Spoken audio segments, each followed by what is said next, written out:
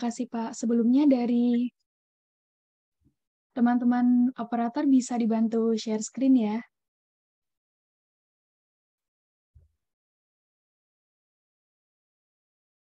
Oke, mungkin sembari menunggu share screen, Mika mau mengingatkan buat teman-teman berhubung ini adalah pertemuan ke-14, yang mana ini adalah pertemuan terakhir ya teman-teman untuk mata kuliah PSDA 2, jadi teman-teman bisa sambil menyalakan kamera, jadi supaya kita kelasnya bisa terasa lebih. Buat yang nggak berhalangan bisa sambil menyalakan kamera ya.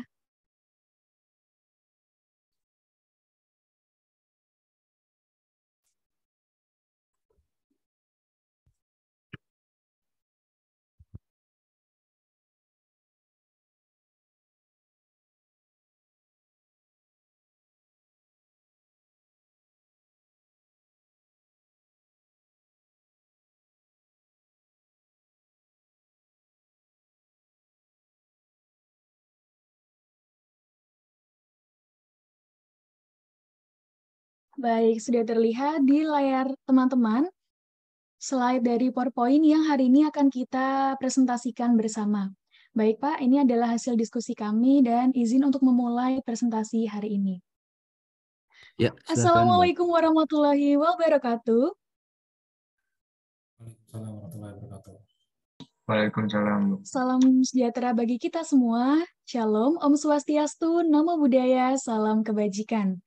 Halo semuanya, untuk saat ini telah sampailah kita di pertemuan ke-14, yaitu pertemuan terakhir dari mata kuliah PSDA 2 hari ini. Nah, mungkin sebelum kita presentasi, Mika mau perkenalan dulu nih ya, buat yang akan memandu jalannya presentasi hari ini. Nah, di sini Mika nggak sendirian, tapi akan ditemani bersama dengan Angga Wahyudi. Boleh say hi dulu, Angga?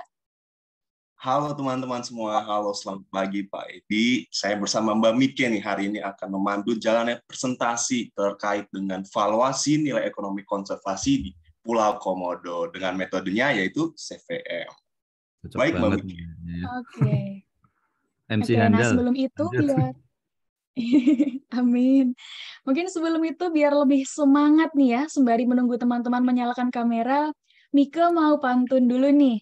Nah, nanti teman-teman bisa bantu jawab cakep gitu ya. Jadi boleh on mic, boleh kasih reaction, boleh tulis di kolom chat. Yang penting teman-teman bantu jawab cakep gitu ya. Nanti yang nggak jawab Mika catat nih ya. Ini siapa aja nih yang nggak jawab nih. Oke, sekarang langsung aja Mika mulai buat pantunnya. Hari Selasa ke rumah Angga. Cakep. Oke. Ada sekitar 5.000 orang merespon, luar biasa sekali ya. Ketemu Hafid sama Viral lagi makan selat. Cakep. Selamat pagi semuanya. Semoga kita selalu dalam keadaan semangat. Yeay. Boleh dilanjut nih Angga, boleh dibalas pantun dari Mika. Oh iya, tadi Mbak Mike udah pantun, sekarang Mas Anggo juga mau pantun nih buat teman-teman semua. Hari Rabu ketemu King Kong. Semangat dong. Oke. Nah, jadi biar teman-teman makin semangat nih ya, kelas pagi-pagi, tapi nggak boleh kendor ya, karena udah pertemuan ke-14, udah mau UAS harus tetap semangat, menggebuk, dan membara ya.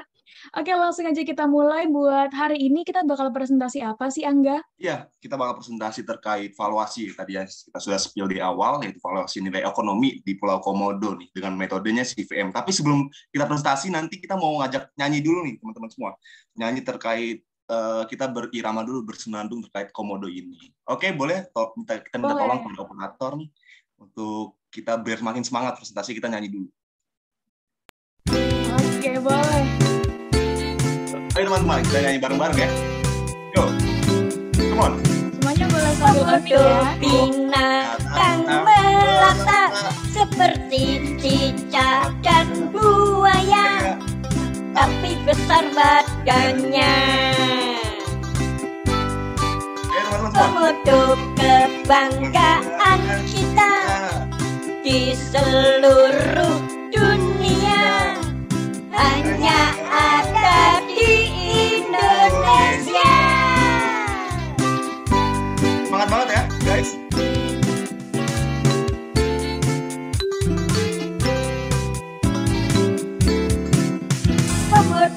binatang melata seperti cicak dan buaya, tapi besar badannya. Banget ya, oke, banget banget. Komodo kebanggaan kita di seluruh dunia, hanya ada di Indonesia.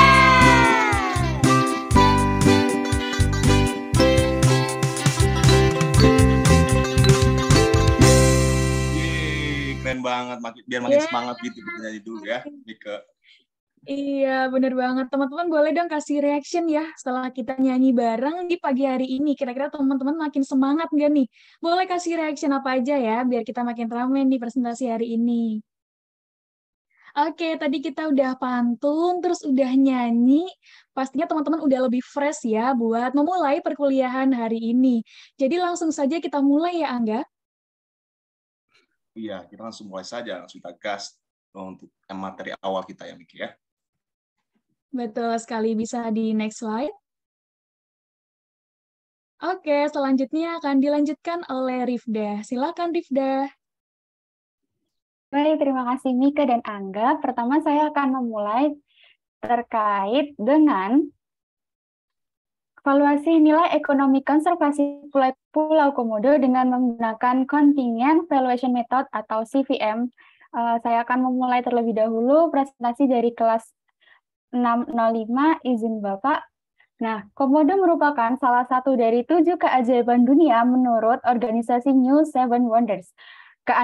Keanekaragaman hayati dan keindahan Taman Nasional Komodo berpotensi menimbulkan pengembangan ekowisata sebagai daya tarik dari objek Komodo tersebut.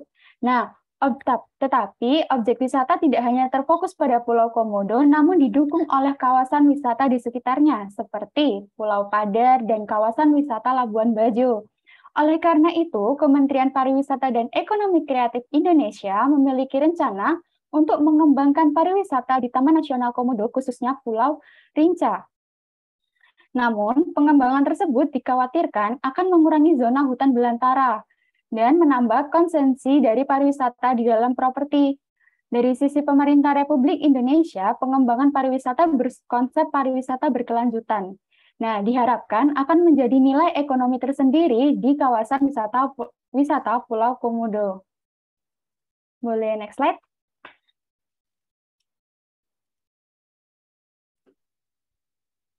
Karakteristik responden yang digunakan oleh kelas 605 ini, total partisipasinya sebanyak 927 responden terkait dengan konservasi di Pulau Komodo.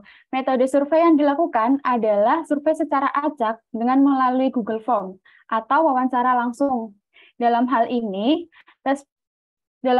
responden paling banyak terdapat pada BIT 5.000 sebanyak 245 orang. Seperti yang diketahui, dari survei yang dilakukan oleh 605 ini ada beberapa BIT, yaitu BIT 5.000, 10.000, 20.000, 25.000, dan 30.000. Nah, sedangkan karakteristik yang digolongkan oleh respondensi dari berdasarkan kelas 605 ini terdiri dari kategori usia, jenis kelamin, dan pendidikan terakhir.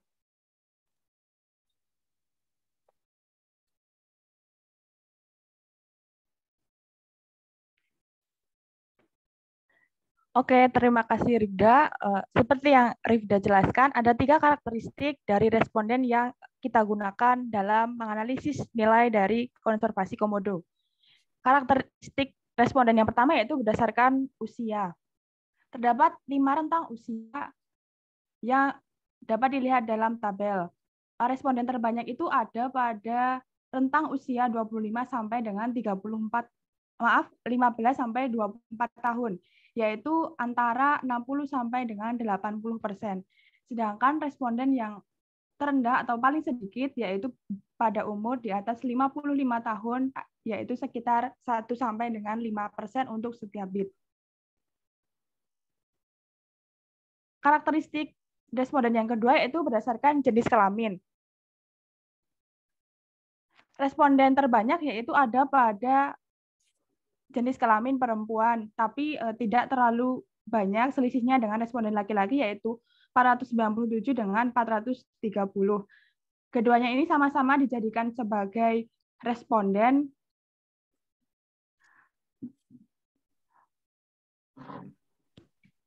agar lebih mengetahui dari WTP konservasi dari Komodo itu sendiri. Selanjutnya,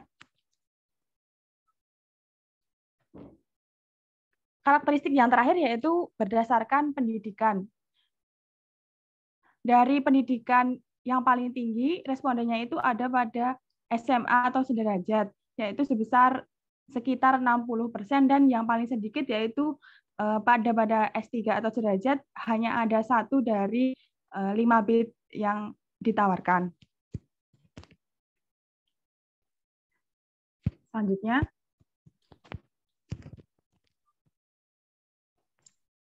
untuk selanjutnya yaitu asal pekerjaan dan penghasilan. Dari 926 responden, diketahui bahwa terdapat banyak sekali data yang berasal dari berbagai wilayah. Nah, khususnya Jawa dan Bali ini menjadi sebaran data yang paling besar. Kemudian disusul di Pulau Sumatera, Kalimantan, dan sebagian kecil lagi tersebar di Indonesia Timur. Kemudian untuk penghasilan, dari responden tersebut diketahui bahwa penghasilan berkisar antara Rp0 hingga Rp200 juta dalam 1 bulan. Namun kebanyakan berkisar antara Rp500.000 hingga Rp2 juta. Keberagaman tersebut dapat menyebabkan kemungkinan dalam kemauan membayar terhadap konservasi komodo akan berbeda. Slide selanjutnya.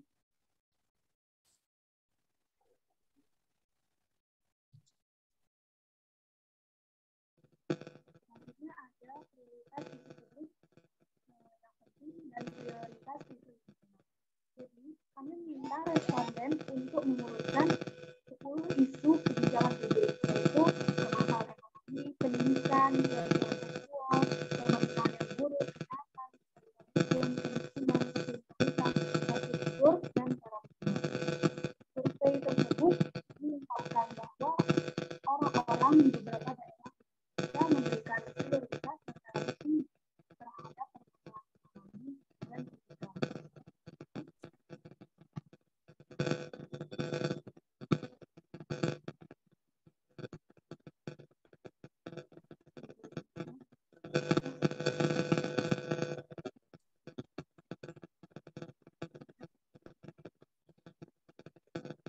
Suaranya hilang kayaknya. Ya. Halo Pak. Suaranya hilang ya? Atau saya doang yang nggak dengar? Oh iya Pak. Tadi nggak kedengeran ya Pak? Mohon maaf Pak. Oh iya, oke, diulangi lagi aja ya Pak. Mohon maaf Pak. Oke. Monggo langsung. Oke. Jadi di sini ada prioritas isu publik yang penting dan prioritas isu lingkungan. Jadi kami meminta responden untuk mengurutkan 10 isu kebijakan publik. Ada permasalahan ekonomi, pendidikan, pelecehan seksual, pemerintahan yang buruk, kesehatan, penegakan hukum, kemiskinan, kriminalitas, infrastruktur, dan terorisme. Survei tersebut mengungkapkan bahwa orang-orang di beberapa daerah di Indonesia memberikan prioritas yang relatif tinggi terhadap permasalahan ekonomi dan pendidikan. Bisa di next.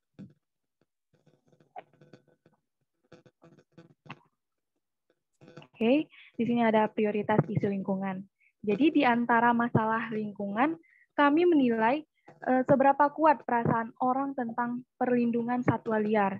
Responden diminta untuk mengurutkan 9 masalah lingkungan, yaitu ada pemanasan global, polusi udara, punahnya hewan dan tumbuhan dalam kondisi terancam, deforestasi, darurat air bersih, banjir, limbah plastik, kebakaran hutan, kekeringan, dan tanah longsor. Survei tersebut mengungkapkan bahwa orang-orang di beberapa daerah di Indonesia memberikan prioritas yang relatif tinggi terhadap isu lingkungan untuk diatasi, yaitu permasalahan pada pemanasan global dan polusi udara. Sementara, isu punahnya hewan dan tumbuhan langka menjadi prioritas ketiga sejajar dengan isu penggundulan hutan. Next. Baik, selanjutnya itu materi terkait dengan keakraban dan pengetahuan tentang komodo. Dalam pembahasan kali ini, kita ingin mengetahui bagaimana responden memahami terkait dengan komodo beserta program konservasi yang ada di Taman Nasional Komodo. Berdasarkan survei yang sudah kami lakukan, kami mengetahui bahwa komodo bukanlah hewan spesies yang asing bagi masyarakat Indonesia. Sebagian besar masyarakat Indonesia mengetahui komodo. Hal ini ditandai dari data yang ada pada tabel yang menunjukkan bahwa 99% masyarakat yang menjadi responden mengetahui komodo. Selain itu, masyarakat juga akrab dan pernah melihat komodo, meskipun tidak secara langsung, melainkan melalui media sosial dan televisi. Dan mereka juga mengetahui adanya program konservasi yang dilakukan di Taman Nasional Komodo. Kemudian, responden juga sebagian besar bersedia untuk mengeluarkan sejumlah uang untuk pengelolaan habitat dan ekosistem komodo agar tetap terjaga. Namun sayangnya, sebagian besar dari mereka hanya mengetahui komodo secara umum saja dan tidak mengikuti perkembangan dari komodo beserta program konservasi yang ada. Next. Nah, kemudian ada peringkat prioritas alokasi sumber daya konservasi. Di sini kita melakukan survei untuk mengetahui bagaimana responden memberikan prioritas hewan mana saja yang harus diutamakan konservasinya. Kami memberikan data terkait dengan jumlah hewan yang terancam punah yang terdiri dari komodo, badak bercula 1, harimau Sumatera, burung cendrawasih, gajah Sumatera, dan orangutan. Nah, responden memberikan prioritas paling tinggi terhadap badak bercula 1, mengingat jumlahnya yang sangat sedikit, yaitu 72 ekor. Kemudian prioritas kedua yaitu burung cendrawasih, prioritas ketiga yaitu harimau Sumatera. Sementara untuk komodo sendiri, secara persentase berada di prioritas keempat setelah ketiga prioritas yang tadi sudah saya sebutkan. Next. Baik, tadi sudah kita simak bersama ya teman-teman penjelasan mengenai karakteristik dari responden yang sudah didapatkan, kemudian analisis dari responden mulai dari asal, pekerjaan, penghasilan, dan lain sebagainya. Kemudian baru saja kita juga mendengarkan apa saja prioritas isu publik yang telah dipilih oleh responden dan juga prioritas isu lingkungan. Selanjutnya kita akan mendengarkan bersama mengenai pasar hipotesis dari penelitian ini. Jadi teman-teman, mulai tahun 1991, Organisasi Internasional UNESCO itu sudah menetapkan Taman Nasional Komodo sebagai situs warisan dunia. Oleh karena itu, komodo dan habitatnya menjadi daya tarik wisata yang paling utama dari Taman Nasional Komodo. Apabila Taman Nasional Komodo ini mengalami rusak atau menurun dari segi kualitasnya, maka sektor ekonomi dan sosial juga tentu akan terpengaruh dari adanya kerusakan tersebut. Maka dari itu, penelitian ini dilakukan melalui survei dengan menanyakan berapakah kesediaan membayar untuk menjaga ekosistem dari Taman Nasional Komodo, khususnya di Pulau Komodo. Nah, survei ini juga memberikan beberapa pertanyaan kepada responden sebanyak 926 responden, apakah mereka bersedia untuk berkontribusi pada program konservasi Pulau Komodo, dan kami juga memberikan beberapa pilihan opsi pembayaran, yaitu diantaranya adalah tagihan listrik, PBB, kemudian My Pertamina, dan juga tiket masuk ke lokasi konservasi. Selanjutnya adalah pembahasan mengenai WTP yang dilanjutkan oleh Ayu dan Dava. Silakan.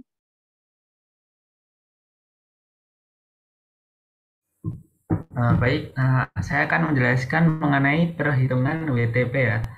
Ini dari seluruh responden ini ada 926 responden dengan rincian 630 responden bersedia membayar dalam kontribusi konservasi sesuai tawaran.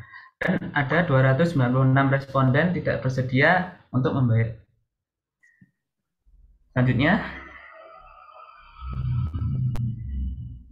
yang pertama perhitungan non-parametrik. Nah, di sini ada tabel distribusi terhadap tawaran yang diberikan sesuai dengan kelasnya masing-masing. Di sini ada kelas 5.000, 10.000, 20.000, 25.000, dan 30.000. Di sini ada untuk grafik yang garis biru ini adalah grafik yang menerima dari tawaran yang sesuai kelasnya masing-masing, dan untuk garis oranye yang tidak mau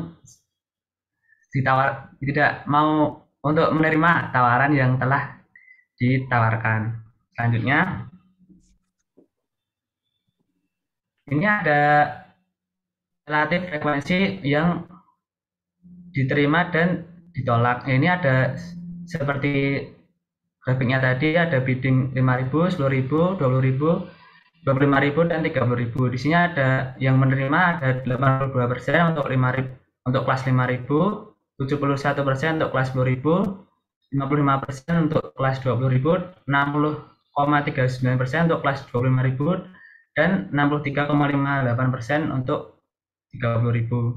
Dan yang menolak ada 17,96% untuk kelas 5.000, 28,99% untuk 10.000, 44,97% untuk 20.000, 39,61% untuk 25.000 dan 36,42%.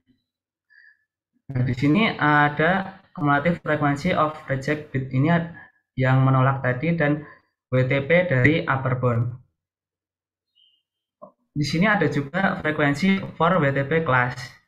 Ini kelasnya di antara kelas-kelas yang telah diberikan. Nah, ini juga ada asumsi dari median dari setiap kelas. Ada 22.500 untuk kelas 5.000, 7.500 untuk kelas 10.000, 15.000 untuk kelas 20.000 dan 22.500 untuk kelas 25.000 dan 27.500 untuk kelas 30.000. Selanjutnya, untuk perhitungan WTP ini untuk non parametrik menggunakan 3 metode. Yang pertama untuk tabel berdasarkan median, lalu berdasarkan KMT dan Turnbull. Next. Nah, ini ada 3 tabel. Yang pertama ada tabel menggunakan metode median. Tadi sudah disebutkan untuk median dari setiap kelasnya. Ini ada dari kelas 5.000 ada median 2.500, 7.500 untuk kelas 10.000, 15.000 untuk kelas 20.000, 22.500 untuk kelas 25.000 dan 27.500 untuk kelas 30.000. Nah, di sini menggunakan frekuensi yang menerima dari tawaran yang telah ditawarkan tadi. Caranya dengan mengalihkan median yang telah ditawarkan untuk setiap kelas dan frekuensi yang diterima, menghasilkan rata-rata WTP untuk setiap kelasnya. Lalu ditambahkan dan menghasilkan total dari non-parametric WTP dari cara median. Totalnya yaitu Rp46.703. Selanjutnya untuk KMT kumulatif frekuensi, ini menggunakan bidding lalu frekuensi yang menerima dan ada perhitungan dari FJ ini. Ini perhitungannya menggunakan kumulatif yang menerima dikurangi kelas pertama dikurangi dengan kelas selanjutnya, yaitu 11% ini dapatkan dari 82% dikurangi 71% dan selanjutnya. Lalu untuk caranya di bidding tadi dikalikan dengan frekuensi, yaitu 5.000 dikalikan 11%, 10.000 dikalikan 15,9% dan selanjutnya mendapatkan hasil dari rata-rata WTP. Totalnya Rp4.018. Untuk Turnbull caranya hampir sama dengan KMT, bedanya ini menggunakan frekuensi yang menolak. Untuk pengurangannya kelas 10.000 28,99% dikurangi 17,96% dan selanjutnya. Caranya dengan mengalihkan bidding dengan frekuensi tersebut.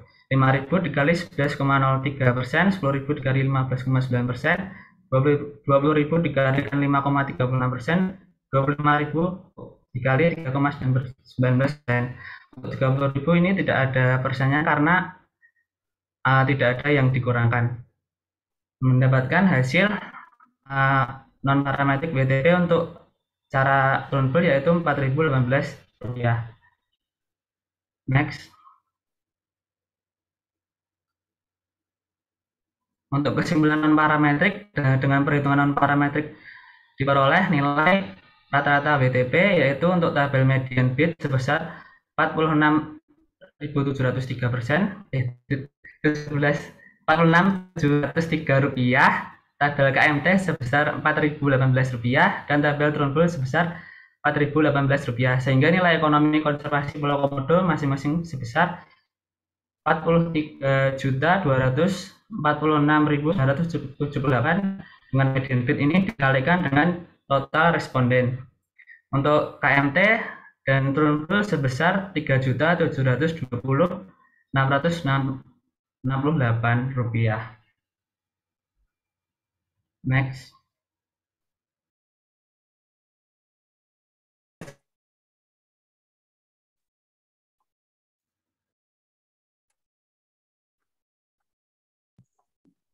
Baiklah, selanjutnya saya akan menjelaskan terkait dengan perhitungan yang parametrik.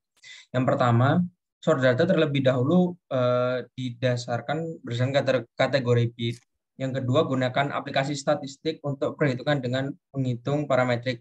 Nah, ini tuh nggak selalu aplikasi statistik layaknya SPSS ya guys. Ternyata di Excel juga bisa dihitung dengan mendownload dulu terkait dengan H-in di areal statistik gitu. Terus, gunakan logistic regression dengan variable dependent WTP. Dan juga gunakan nilai alpha dan beta untuk menghitung mean WTP. Dan kemudian untuk tambahan variabel pendapatan, nilai koefisien dari pendapatan juga dipakai untuk mencari nilai WTP. Dan juga akhirnya rata-rata pendapatan menjadi bagian untuk perhitungan WTP. Data yang digunakan dalam perhitungan ini antara lain WTP, bid-nya, dan rata-rata pendapatan yang diberikan oleh responden. Next.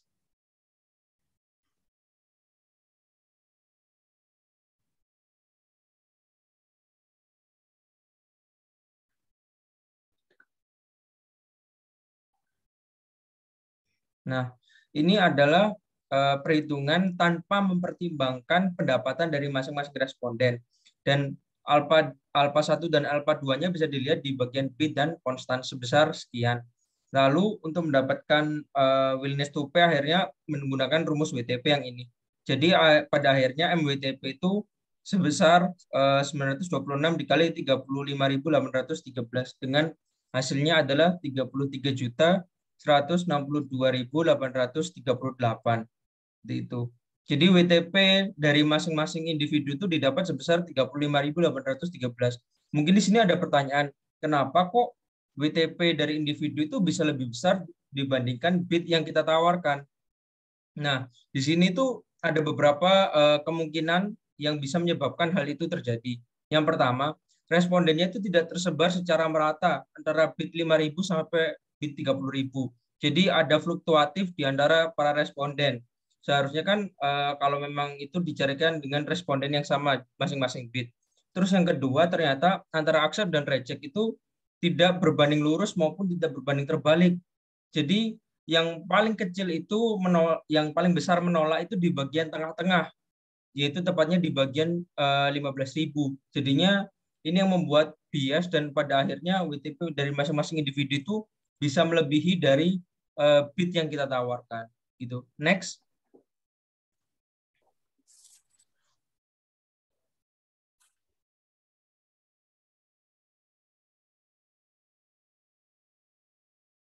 Nah, berikut ini adalah perhitungan dengan mempertimbangkan pendapatan dari masing-masing responden. Sama halnya, ini tuh bisa menggunakan SPSS maupun Excel. Nah, bisa dilihat dari alpha 1, alpha 2, dan alpha 3-nya. Terus persamaan regresi yang dihasilkan adalah 1,296 min 0,00 sekian bit dikurangi 0,0008. Jadi WTP yang diperoleh juga sebesar masing-masing individu sebesar 35.420. Dengan responden dengan jumlah 926, jadi MWTP dengan mempertimbangkan pendapatan adalah sebesar Rp32.798.920. Next.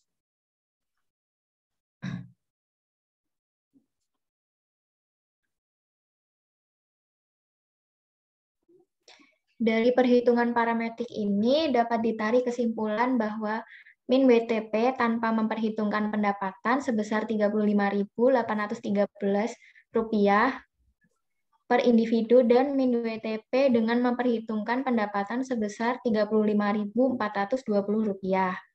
Sehingga didapatkan nilai ekonomi konservasi Pulau Komodo sebesar Rp32.162.838 dengan tanpa memperhitungkan pendapatan dan Rp32.798.920 dengan memperhitungkan pendapatan. Selanjutnya,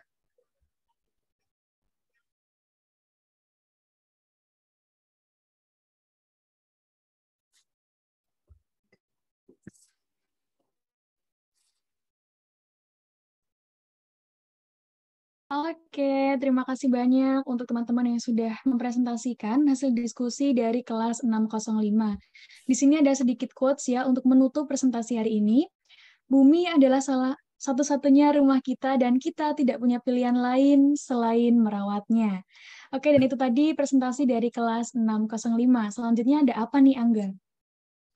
Iya, selanjutnya nih ada, tadi kan kita dibuka dengan nyanyi bareng-bareng ya, nyanyi lagu Komodo. Nah, ini kita mau nyanyi lagi nih bareng teman-teman semua untuk bukan berkenang ya, untuk kita mengingat terus hari ini itu kita tentang Project Komodo bareng-bareng sekelas dengan Pak Edi ya teman-teman. Nah, nanti teman-teman yang bisa on cam, kita minta tolong untuk nyalakan flash kameranya ya di HP, terus kita nyanyi bareng-bareng seperti konser, oke? Ini persembahan kami untuk PSDA 2 dan Pak Edi.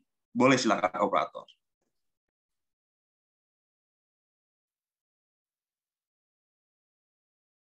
Kita jadi kenangan manis untuk sementara. Ayo teman-teman semua ya. Sampai berjumpa bersama-sama bercanda lagi kenangan manis di hari ini jadi alasan untuk kembali sementara sampai berjumpa bersama-sama bercanda lagi kenangan manis di hari ini jadi alasan untuk kembali kenangan manis di hari ini jadi alasan untuk kembali jadi alasan untuk kembali.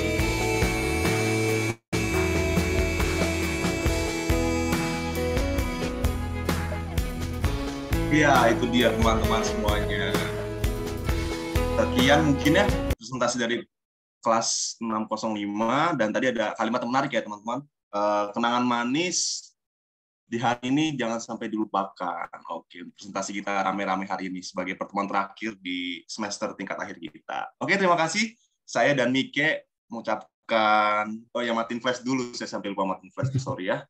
Oke, Mike, seru banget ya Mike ya? Oke.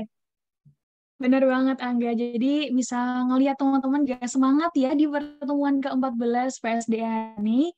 Dan seru banget, ini hampir semuanya menyalakan kamera buat mengenang ya pertemuan ke-14 ini, yang mana ini juga menjadi pertemuan kuliah terakhir kita di jenjang D3 ini, teman-teman. Karena setelah ini kita UAS dan insya Allah kita akan wisuda bareng-bareng. Oke, itu aja presentasi dari kami, Pak. Mohon maaf atas segala kesalahan. Wassalamualaikum warahmatullahi wabarakatuh. Waalaikumsalam warahmatullahi wabarakatuh. Menarik banget nih ya. Tadi saya mau nangis tuh malah pas ada yang nyanyi itu.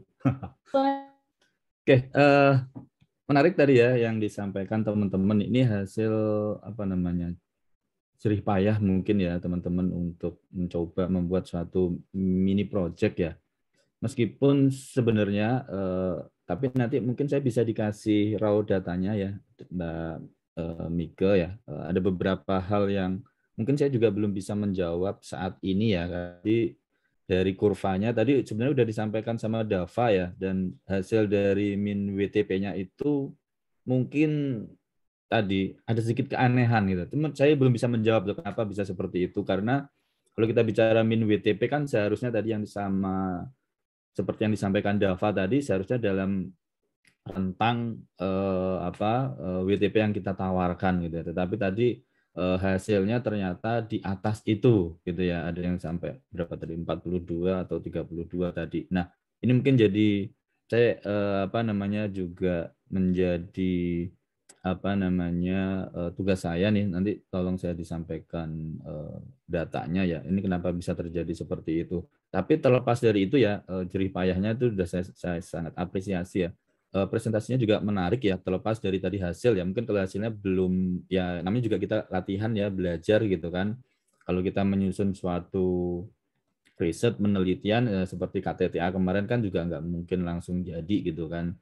Dan di sini pun seperti itu, mungkin ada beberapa keanehan yang nanti coba saya jadikan bahan untuk analisis ya. Nanti mungkin udah menjadi masalah ya, karena hasilnya apapun itu sudah bisa disajikan gitu kan. PR saya nanti ya, tapi nanti mungkin bukan untuk teman-teman ya, tapi nanti buat untuk generasi berikutnya ya. Ini saya juga baru menemukan ya, karena kalau baca teori tadi yang saya sampaikan harusnya tentang WTP-nya itu ada di antara gitu ya. Tapi nggak apa-apa, kita apresiasi, saya kasih applause ya untuk Preni project-nya ini saya anggap sudah berhasil gitu ya. Terlepas dari olah data terakhir tadi aja, itu yang mungkin perlu untuk dipelajari lebih lanjut. Kemudian mungkin boleh cerita nggak sedikit terkait dengan ini kan sebenarnya soft skill ya kita untuk mencari data. Nah kemarin atau tadi disampaikan mungkin ada yang mau share aja ya. Ini kita sharing pengalaman aja. Pengen tahu nih teman-teman pada saat mencari data tadi kesulitannya apa gitu kan. Tadi ada yang di slide-nya juga kalau nggak salah, tapi nggak tahu ini dilakukan atau nggak. Tadi ada yang tatap muka ya kalau nggak salah ya. Ada di slide awal-awal tadi selain dengan Google Form gitu kan, juga ada yang dengan wawancara langsung. Nah, ini mungkin ada nggak yang kalau memang ada yang melakukan wawancara langsung, kira-kira nih pengalamannya seperti apa? Gitu ya. Silakan, ada yang mau share nggak pengalaman mencari data ini? Ya, monggo. Izin Pak. Mbak Nabila. Iya, itu monggo. Gimana? kalau saya kirim karena saya udah di Bintaro Pak, saya kirim di grup kos-kosan gitu. Nah, waktu kami di kayak tempat makan gitu di kos-kosan, saya kayak, ayo, isi-isi, itu kan berarti termasuk tatap muka nggak Pak? Tapi kan juga ya bertemu respondennya langsung, cuma tetap isi G-form gitu Pak. Oke, itu termasuk tatap muka sih itu, tapi mungkin yang lebih terstruktur gitu ya. Berarti dia disuruh ngisi ya. Respon dari teman-temannya tadi yang diminta untuk mengisi tadi gimana? Nanya-nanya atau langsung ngisi aja? Ini apa sih? Ini maksudnya apa gitu, ada nggak? Oh, kalau gitu pertanyaannya lebih, ini nanti disuruh bayar beneran atau enggak gitu sih Pak. Nah, intinya kan seperti itu ya. Jadi kalau kita mungkin bisa nanti mendapat feel antara cari data yang hanya benar-benar murni dari Google Form dengan yang wawancara secara langsung tadi. Pasti sebenarnya dari tingkat bukan tingkat keyakinan ya, mungkin tingkat keyakinan lah nggak apa-apa. Pasti akan sedikit berbeda karena yang Google Form itu kan tanpa adanya interaksi mungkin ya. Kita nggak tahu nih dia paham atau enggak gitu kan. Nah, yang kedua tadi kan minimal dia ada respon tuh. Dia mempertanyakan tadi, kira-kira ini nanti bayar beneran atau enggak sih gitu kan. Ya, ini kan juga menjadi salah satu kalau kita bicara dalam konteks CVM kemarin gitu kan, dengan mencari willingness to pay kan salah satu mungkin kelemahan juga kan orang kalau kita jawab nggak bayar kok, dia akhirnya nanti mungkin menjawabnya itu dengan ambil yang tertinggi pun nggak masalah gitu kan.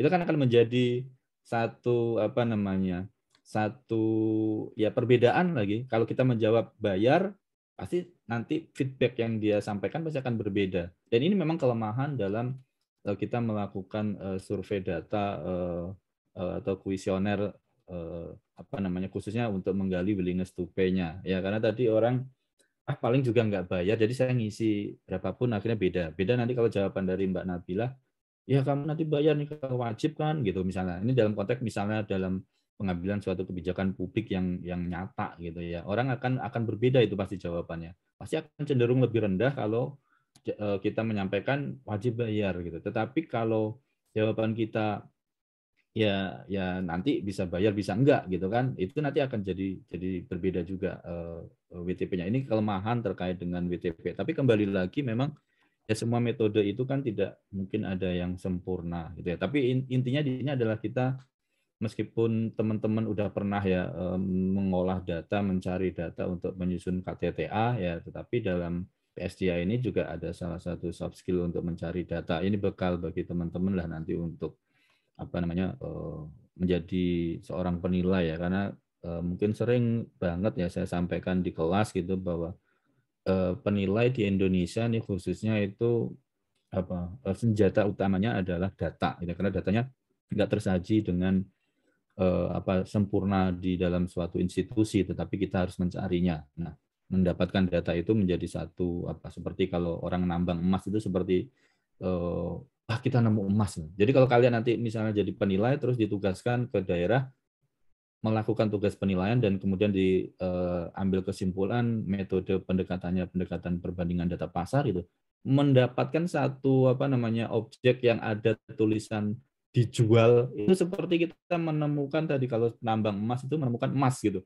Alhamdulillah gitu, karena kita udah muter-muter di suatu daerah nggak ketemu satu plang yang ada ditulis dijual, itu menjadi satu anugerah tersendiri gitu. Nah, tapi pesan dari saya ya, nanti meskipun di situ ada plang yang dijual ya, jadi kita jangan hanya mengandalkan informasi dari orang yang kita telepon tadi. Tetap kembali kalau dalam penilaian khususnya nanti mencari nilai pasar gitu kan, informasi dari market ya, dari orang di sekitar objek itu tetap harus kita kumpulkan. Ya kayak tadi kita sebenarnya kan pengen mencari willingness to pay-nya aja gitu kan di dalam project ini gitu kan. Tetapi kita juga mendapatkan informasi yang lain kan, yang mungkin ini kalau kita hubungkan bisa berhubungan dengan konteks willingness to pay-nya. Ya kayak tadi kepedulian terkait dengan hewan liar atau hewan yang mau punah, itu kan pasti akan mendorong orang untuk mempengaruhi maksudnya persepsi akan willingness to pay yang dia sampaikan gitu kan. Oke, makasih. Kalau Mbak Nabila ini semua udah pada di Bintaro ya, udah pada di kampus ya? Oke ya udah selamat ya kembali ke kampus meskipun cuman sebentar aja ya, sampai wisuda atau gimana nih teman-teman rencananya? Iya Pak, beberapa ada yang sampai wisuda, ada yang sampai setelah UAS saja Pak. Ada yang setelah UAS balik kembali, ada yang sampai wisuda gitu ya, ketemu teman-temannya setelah pandemi. Kalau boleh tahu ini mungkin pertemuan pertama kali ya, karena ini kelas ini atau angkatan ini kan dari awal dari awal mungkin nggak saling ketemu ya, karena kan udah Zoom ya berapa tahun nih, 2 tahun lebih ya. Jadi mungkin antar teman-teman di sini satu kelas mungkin belum pernah ketemu juga ya secara langsung gitu ya. Jadi surprise juga mungkin, wah ketemu nih ternyata Mbak Mike MC gitu, MC handal gitu ya. Ternyata Dava juga, oh kayak gini nih brewokan kumisan beneran, kumisnya asli gitu ya. Oke. Berikutnya tadi kalau boleh tahu respondennya tadi 927 atau 926 sih? Baik, Berapa? izin Pak untuk respondennya 926. Tadi ada sedikit kesalahan penulisan Pak di slide PowerPoint. Mohon maaf ya. Pak. Iya Pak. Oke. Kemudian juga mungkin ini yang kita diskusikan minggu kemarin ya, mungkin pemilihan WTP-nya masih belum terlalu firm gitu ya, karena kita belum dapat landasannya atau belum dapat dasarnya, tapi nggak apa-apa. Ini kan untuk untuk latihan kita gitu ya. Tapi sebenarnya hasilnya tadi ini terlepas dari konteks WTP-nya ya tadi, yang informasi deskriptifnya tadi kalau diangkat di dalam satu tulisan itu menarik ya, terlepas dari konteks WTP ya. Yang analisis deskriptifnya tadi itu mungkin ditulis dalam bentuk jurnal itu udah cukup memadai ya, karena itu kan real gitu kan. Nah, kalau yang WTP-nya mungkin agak sedikit bukan dipertanyakan ya, mungkin sedikit perlu diperbaiki karena dasar penentuan angkanya itu mungkin masih belum terlalu firm gitu. Tapi informasi yang deskriptifnya tadi ini bisa sangat menarik kalau diangkat di dalam satu tulisan di jurnal gitu ya. Oke. Kemudian tadi juga kayaknya ada satu data mungkin yang perlu dibuang sebenarnya. Kalau melihat ada satu pendapatan yang 200 juta per bulan gitu ya. Tadi kan ada ya satu data terkait dengan pendapatan kan paling rendah 0, paling tinggi 200 juta per bulan. Nah, kemudian saya lihat tadi kalau nggak salah itu kan di Sleman gitu ya. Nah, ini mungkin yang bukan kita langsung menjudge itu pasti salah ya. Ini mungkin kalau kita menemukan data seperti itu perlu dikonfirmasi kembali gitu ya. Apakah benar nggak sih ini jangan-jangan mungkin kebanyakan nolnya gitu kan. Atau kalau nanti memang itu 200 juta dan rata-rata yang lainnya kisarannya sangat jauh gitu kan. Biasanya nanti kita keluarkan aja dari data yang akan kita olah. Karena nanti sebenarnya menjadi outlier karena angkanya tinggi banget tadi 200 juta di antara tingkat pendapatan yang ada atau yang lainnya tadi gitu ya. Siapa lagi catatan saya? Nggak ada. Oh ya, Mas Dava tadi ini mungkin yang saya kemarin sampaikan yang untuk olah data logistiknya tadi di Excel bisa ya ternyata ya. Tadi Bisa, gimana Pak, caranya? tapi harus download Saya dulu, kemarin Pak. nggak ketemu. Download apa itu? Nanti coba saya ini. Namanya, Add-in-nya. bentar, Pak. Namanya Real Statistik, Pak. Real Statistik. Ya. Oke. Ini nanti jadi add-in di Excel kita gitu ya? Iya, Pak. Jadi add-in di Excel. Oke. Ini mungkin tak catat. Jadi ini saya kemarin nggak nemu caranya.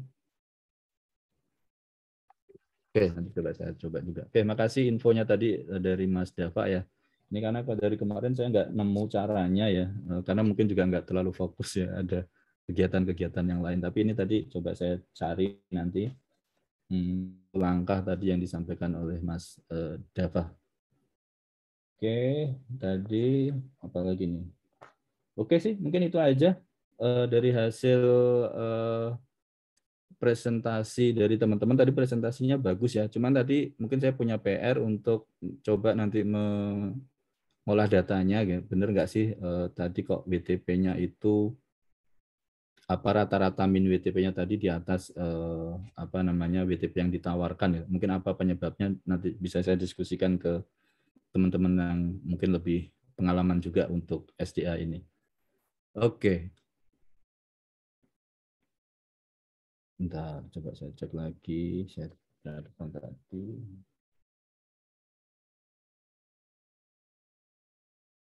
Oke, itu mungkin dari saya catatannya dan saya apresiasi. Ini rata-rata berarti berapa nih satu mahasiswa respondennya datanya? Kalau boleh tahu gambaran ini aja, gambaran kasarnya dulu sebelum nanti saya dikasih oleh Mbak Mika ya. Nanti ditabulasikan Mbak Mika ya. Kalau di rata-rata, Pak, itu Baik, siapa? 35, Pak. Kalau di rata-rata Oh, malah lebih ya. 926 dibagi sama 26 orang. 26 orang ya. Oke, berarti udah cukup bagus lah ya. Ya udah, yang penting teman-teman udah berusaha secara maksimal gitu ya. Oke. Berikutnya apa nih? Udah selesai sih sebenarnya ya, karena tadi presentasinya udah. Mungkin ada yang mau ditanyakan dari teman-teman terkait dengan mata kuliah kita atau khususnya yang setelah UTS ya, atau untuk persiapan UAS gitu. Kira-kira ada yang mau ditanyakan? Silakan.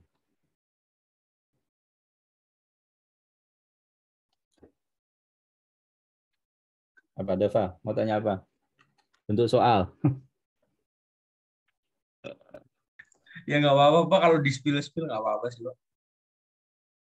Sama seperti kemarin, cuma nanti ini ya, nanti kan ada satu soal kemungkinan ini ya, kemudian satu soal yang olah data gitu ya, maksudnya seperti ekonometrik gitu ya. Nah, nanti seperti yang di pertemuan sebelumnya atau di UTS kemarin ya, nanti coba dipelajari lagi bagaimana interpretasi data.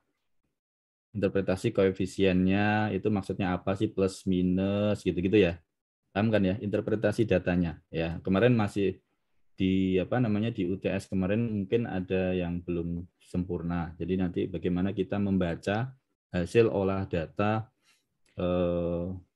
ekonometrik gitu ya, mungkin ya, alfa, beta gitu-gitu ya, koefisien gitu, arahnya seperti apa, signifikansinya seperti apa gitu-gitu ya. Nanti bisa dipelajari kembali bagi teman-teman yang mungkin kemarin sempat lupa atau tidak terlalu paham gitu ya.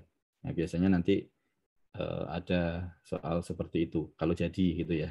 Tapi kalau nggak jadi ya bersyukurlah kalian. Oke, jadi soalnya nggak ada yang susah kok. Kemarin juga nggak ada yang susah kan.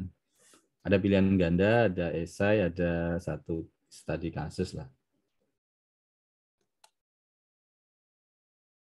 Sip, itu aja. Ada lagi?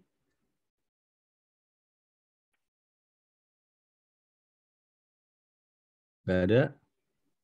Oh, iya, Pak, izin tanya Pak, terkait ujian itu kita kayak UTS ya Pak, bisa buka Excel atau close book? Wah, itu belum diputusin tuh Angga.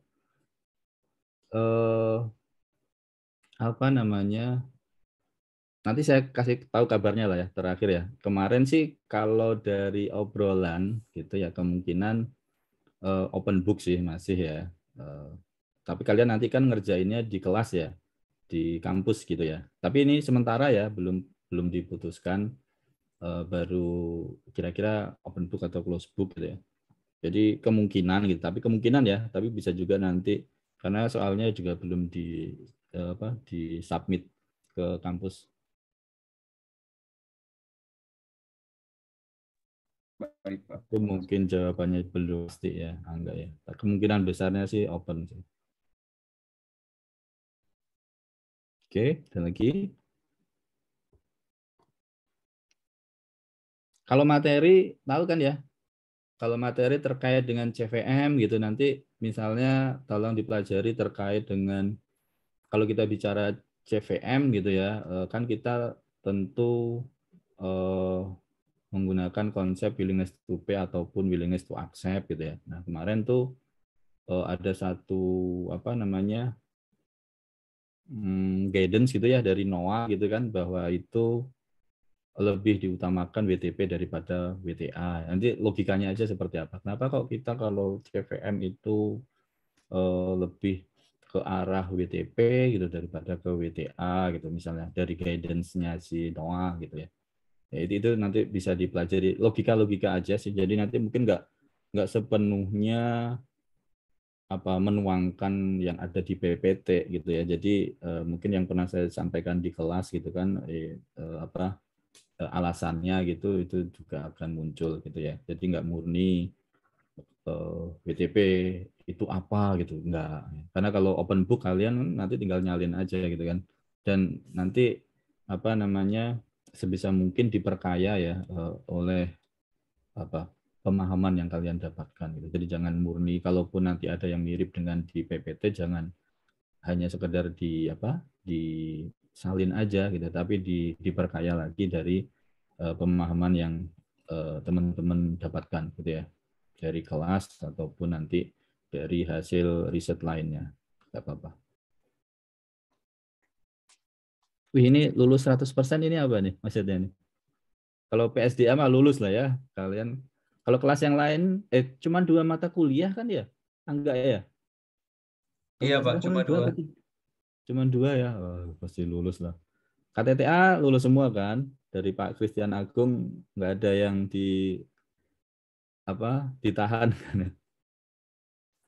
Aman. Alhamdulillah aman, Pak. Aman lah, ya udah mau lulus. Oke, apalagi?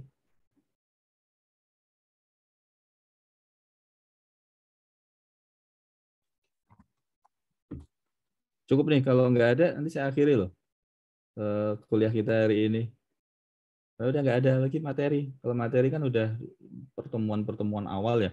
Jadi nanti ujiannya ya CVM sih. Ya, jadi kalian pelajarin CVM itu. Jadi jangan mengandalkan PPT aja ya. Coba nanti dipelajari lagi mungkin analoginya atau hubungan-hubungan dari WTP itu dengan CVM itu seperti apa dan yang lain-lain gitu ya. Kenapa CVM tadi lebih ke WTP daripada WTA gitu. Kemudian beda WTP WTA itu apa sih dalam konteks yang lebih nyata gitu. Mungkin contohnya seperti apa gitu kan. Kemarin kan sudah saya sampaikan gitu kan di kelas gitu kan, WTP itu seperti apa, WTA itu seperti apa gitu ya.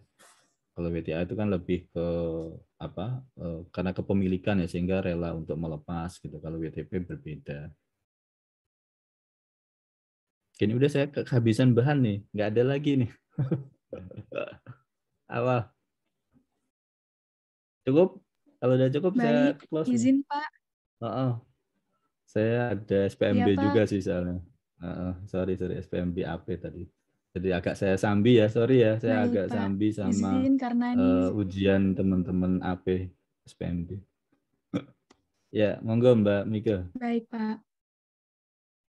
Izin Pak, karena ini sudah pertemuan ke-14, yang mana itu menurut RPS adalah pertemuan terakhir sebelum UAS. Iya. Saya mewakili teman-teman dari kelas 605 mengucapkan terima kasih banyak atas kesediaan Bapak untuk berbagi ilmu, pengetahuan kepada kita semua, dan mohon maaf Pak apabila kami sudah banyak melakukan kesalahan, atau mungkin ketika dipanggil, ketika ditanya kami hanya diam, karena kadang kami juga bingung Pak, tapi insya Allah kami berusaha memberikan yang terbaik. Oke, sama saya juga ya, nanti tolong dimaafkan ya kalau ada khilafnya atau mungkin dalam menyampaikan materi ada beberapa hal yang mungkin belum terjelaskan dengan baik gitu ya, karena memang ya kita penilai itu memang sebenarnya lebih ke properti ya. SDA ini sebagai tambahan ilmu ya.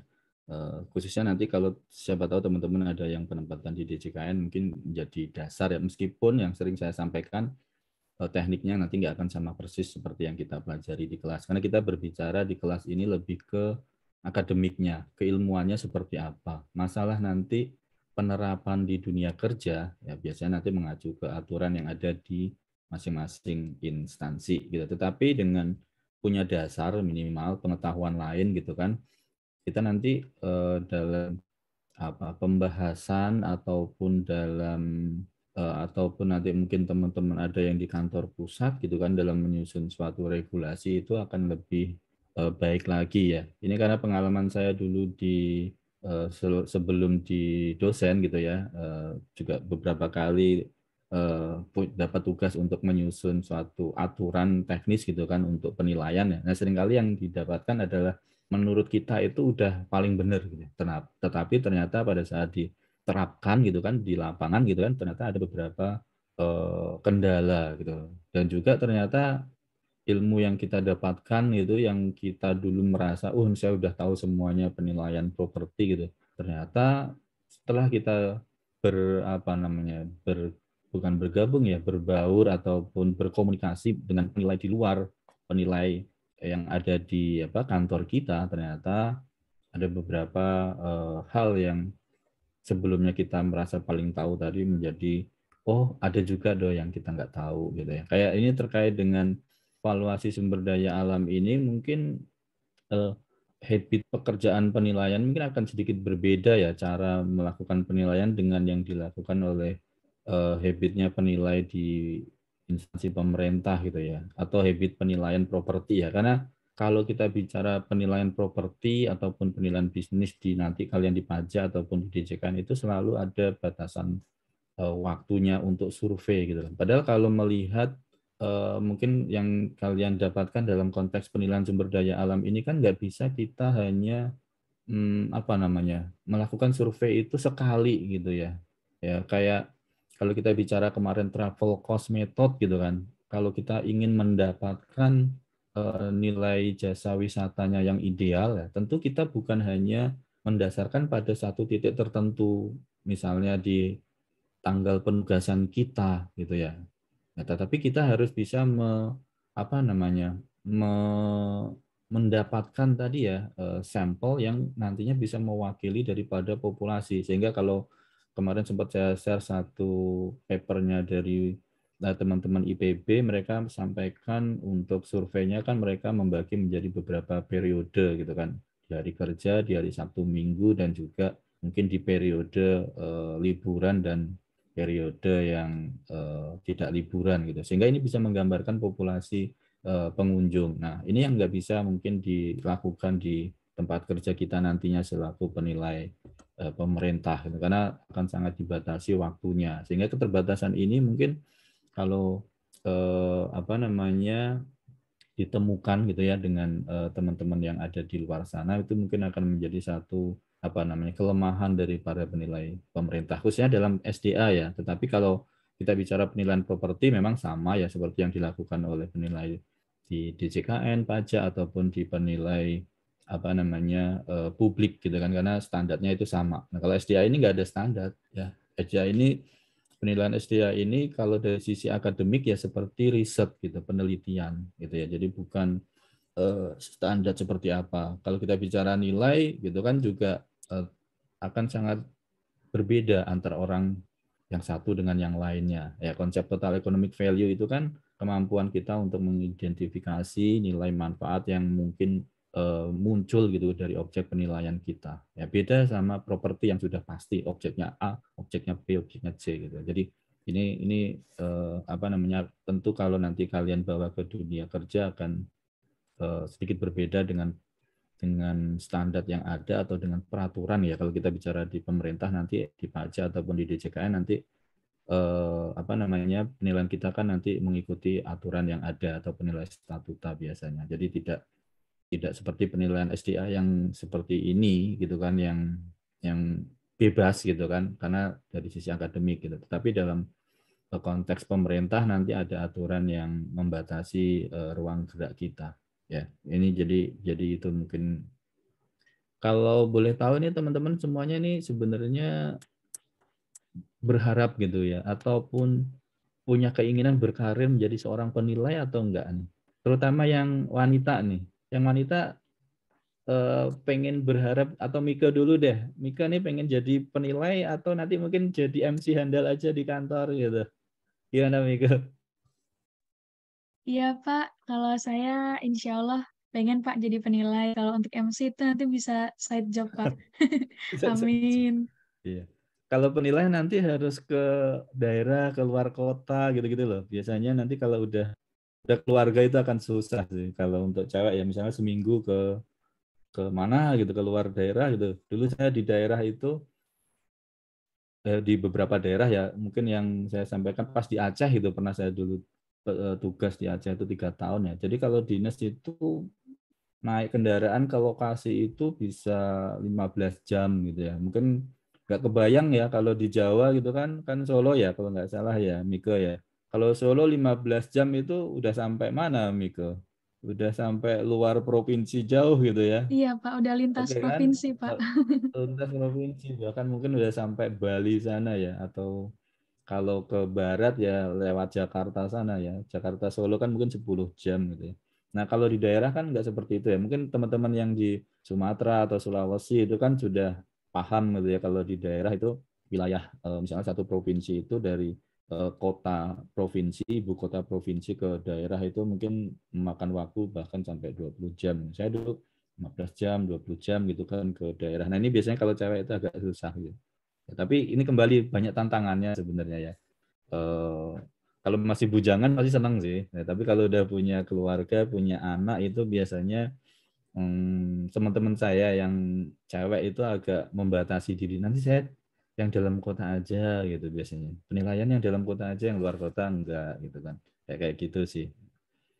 Kalau yang lain gimana? Nih siapa nih? Dia pengen jadi penilai juga atau enggak dia? Iya, Pak. Juga, Pak. Insya Allah. Oke, insya Allah ya. Kalau Dava gimana Dava? Kalau boleh jujur sih Pak, kalau saya sih pingin, tapi saya kok lebih ke saya pengen penempatan yang dekat orang tua sih Pak, karena ya gimana Pak, mencar semua Pak sudah Pak keluarga saya Pak. Iya, betul. Jadi pilihan ya, ini nggak bisa kita menyalahkan ya. Ini pilihan hidup kita mau seperti apa. Karena yang menjalani kan kita nantinya ya. Ada pilihan ya kalau bisa sih dekat orang tua gitu kan. Kalau ada juga mungkin yang mumpung muda nih keliling Indonesia dulu gitu. Itu pilihan hidup kita ya. Jadi dan kita juga nggak bisa memaksakan kan, karena penempatan ini kan nanti bukan di tangan kita ya. Dulu saya juga lulus kuliah itu nggak tahu nih penempatannya di mana gitu kan. Ya dari Aceh sampai dengan Papua kan. Kalau zaman saya dulu kan masih semua di Kementerian Keuangan gitu ya. Dan kebetulan saya dulu dapat di mana? Di Bali penempatan awal ya. Tapi juga nggak tahu kita akan ditempatkan di Bali atau enggak gitu kan. Ya itu garis tangan juga ya. Nah, kemudian juga setelah jadi pegawai juga ternyata nggak bisa menetap gitu Dava ya. Kalau di Kementerian Keuangan muter terus gitu kan. Apalagi nanti kalau udah menjabat satu posisi tertentu atau kepala seksi lah mungkin. Biasanya 3 tahun sekali itu geser terus. Nah ini yang kadang menjadi tadi. Kalau di awal mungkin kita wah senang nih kita muter terus. Tapi kalau udah punya keluarga atau tadi kayak Dava mungkin ada tanggungan, mungkin harus menjaga orang tua gitu. Kita akan menjadi tantangan tersendiri lah bagaimana kita untuk menjalaninya gitu ya. Ya, tapi inilah lika-liku hidup kan, nggak mungkin semua itu berjalan sesuai kehendak kita ya. Pasti ada ujiannya yang tentu saja ujian itu yang diberikan ke kita itu pasti Tuhan tahu ya, kita pasti akan mampu melaluinya gitu. Kecuali kita sudah pesimis aja di awal. Oke. Kalau terkait dengan mata kuliah kita CVM nggak ada kesulitan ya, karena mata kuliahnya kan mungkin materinya kan nggak terlalu banyak gitu ya CVM ya. Kemudian kalau kita bicara praktek gitu kan untuk menyusun suatu proyek terkait dengan valuasi sumber daya alam ya dengan metode CVM gitu kan, insya Allah tadi sudah bisa dilaksanakan dengan baik ya. Tadi indikasinya datanya tadi terkumpul ya cukup banyak gitu kan. Nanti saya mungkin minta ke Mbak Mika untuk di-share ya, meskipun tadi ada sedikit mungkin kekurang sempurnaan ya kemungkinan gitu. Tapi saya nggak tahu ini kalau dari cara ngitungnya sih udah sama ya. Cuman kenapa kok bisa muncul min WTP-nya tadi yang di atas WTP yang kita tawarkan. Ini menjadi satu tugas juga bagi saya untuk mendiskusikan kembali ke mungkin teman-teman di IPB sana apakah pernah mengalami atau enggak gitu kan. Karena selama yang saya dapatkan materi dari buku-buku referensi ya harusnya ada di kisaran WTP yang kita tawarkan tadi. Oke. Kalau nggak ada, mungkin saya bisa di-share di screen capture-nya ya, Mbak Mika ya, untuk tugas, bukan untuk tugas sih, untuk dokumentasi di di portal. Pak, mungkin sebelum itu kita akan foto bersama Pak. Nanti bakal dipimpin oleh Mas Syafiq Pak.